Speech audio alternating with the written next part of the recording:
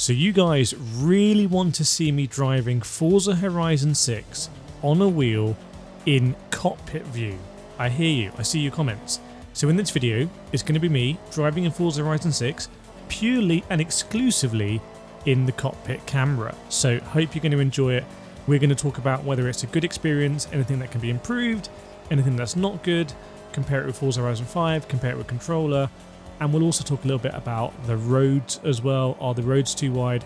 It's a good opportunity to do that. So first things first, after this pre-release preview build that I was a part of with Xbox, I went back onto Forza Horizon 5. What?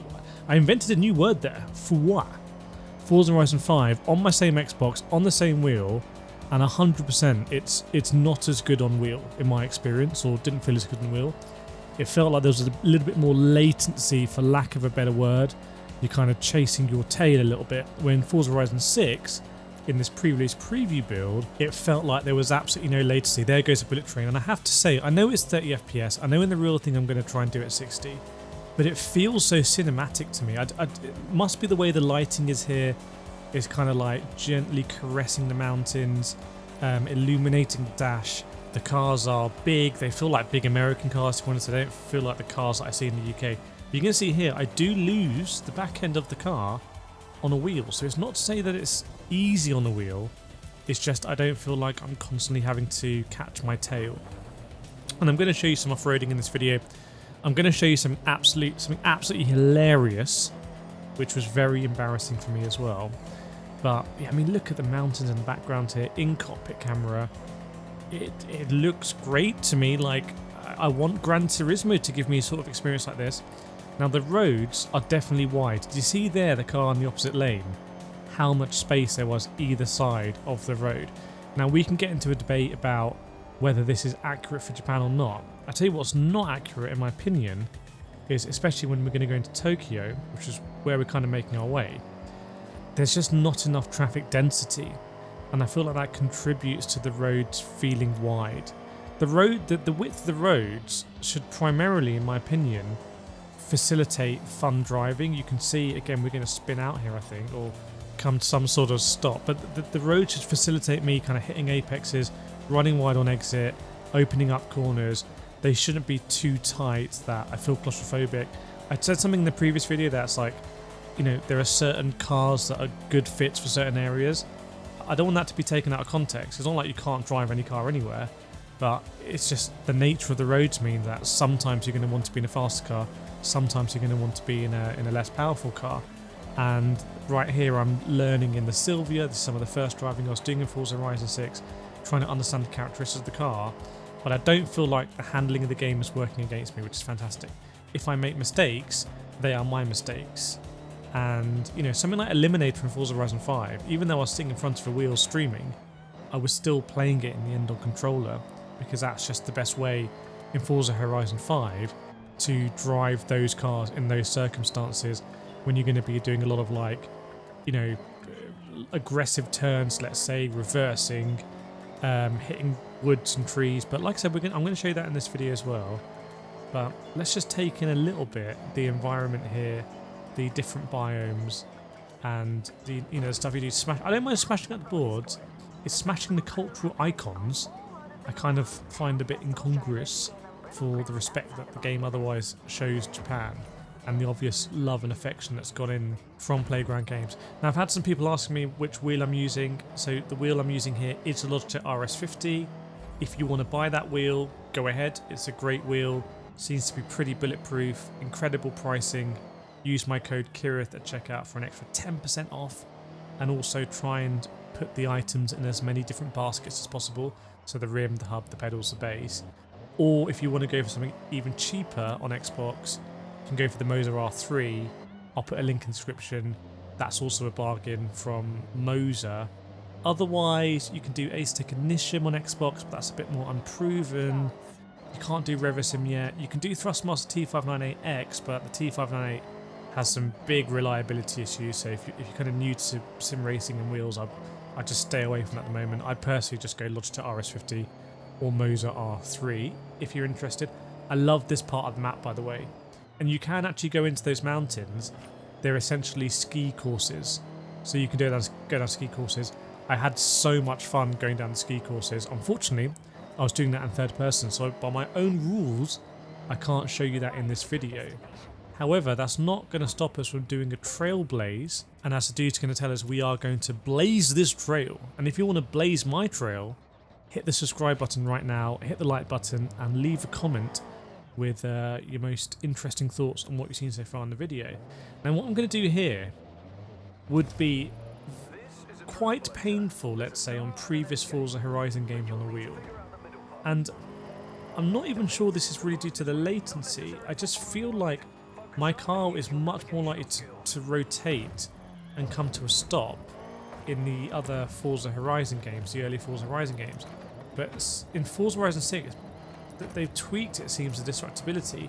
Like, everything seems disruptible, that my car can just keep going in a straight line, which means it's much more viable to use the wheel. I hope that makes sense, because it's one of the frustrations in Horizon games. When you do a bit of cross-country, you end up kind of fishtailing massively, putting a load of lock on the wheel but you can't save it, trying to do stuff with the throttle but you can't save it.